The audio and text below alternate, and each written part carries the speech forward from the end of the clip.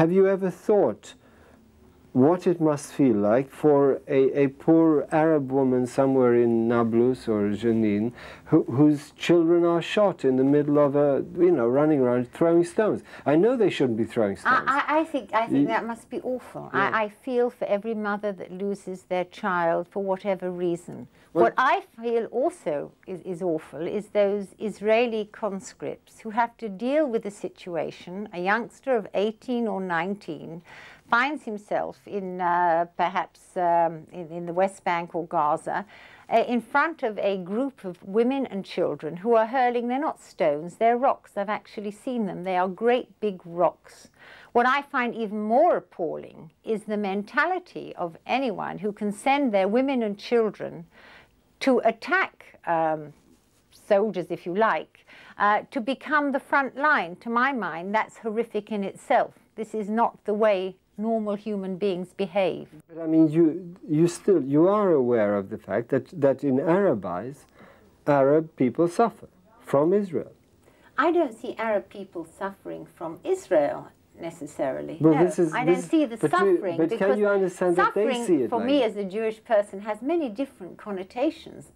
I mean, our suffering has been really quite awful, hasn't it? This camp has been here for 10 years on September the 5th this year, 91. And over that time, it has been one long, being arrested, going to prison. I mean, I've been to prison, okay, you know, you have to count it, you count it. I've been to prison 15 times. We've all been to prison numerous times. I've been to prison once for 6 months. And, you know, there's no end to what your personal demonstration is. It's just a complete, total testing of you the whole time. You're fighting for survival here the whole time, and that means you're taking non-violent direct action for survival with as many women who will act with you.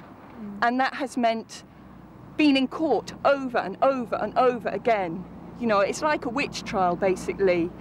You know, there's been times every week we've been in court several times a week, and you go through that and your whole mental and physical being is just drained totally by it, and then they throw you in prison, and then you can sort of relax a bit in a way. Even when you get a 6-month sentence, you can relax a bit because you've done all you can. You know, you've really done as much as you can against the state, whether it's taking the fence down or going in the base or going and resisting the cruise missile convoy on Salisbury Plain. You've just used all your energy and you've just put it out there with as many women as you can hold on to and can focus with. And if you can imagine that kind of intensity and that kind of focus, we are focused. We want this patriarchy down, and we're not going to do it with violence. We're going to do it with non-violence. We are totally focused women. And if you imagine that focus over 10 years, you know, living as we do outside, you know, I can't sort of give a picture of that kind of resistance. All I know is it's my life, you know. And I've lived through it, we've lived through it, and it scars you, but it also gives you a power that you can move with and work with. And it gives you the power to know that we are indigestible in this society. We are not going to be digested by it, so they're going to have to find some way of dealing with us, you know, because we're not going to stop until they're finished.